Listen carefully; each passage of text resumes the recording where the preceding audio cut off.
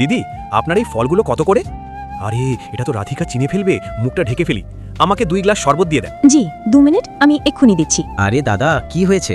আপনি মুখ কেন ঢেকে রেখেছেন? অনেক রোদ, এই জন্য ঢেকেছি। আরে হ্যাঁ, আজকে অনেক রোদ।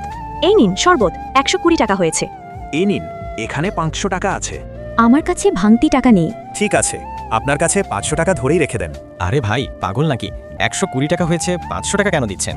ছেড়ে দাও ভাই, গরিব মেয়ে, 500 টাকা দিয়েছি তো কি হয়েছে? আপনারা আমাকে ভুল ভাবছেন। আমি চাইলে পাশের দোকান থেকে ভাঙতি করতে পারি। ভাঙতি করতে হবে না, আপনি আমার প্রশ্নের উত্তর দিন। আপনার এই আঘাতগুলো কিভাবে লেগেছে? আর আপনার স্বামী দোকান না দিয়ে আপনি কেন দোকান দিয়েছেন? তখন রাধিকা বলে, আমার স্বামী অন্য একটি বিয়ে করেছে এবং আমাকে মারধর করে ডিভোর্স দিয়ে দিয়েছে।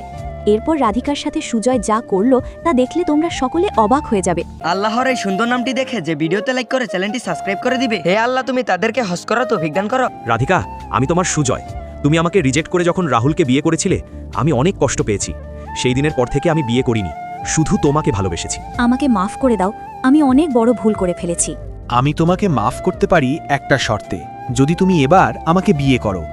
এরপর যা হলো তা তোমরা দ্বিতীয় পর্বে দেখতে পাবে।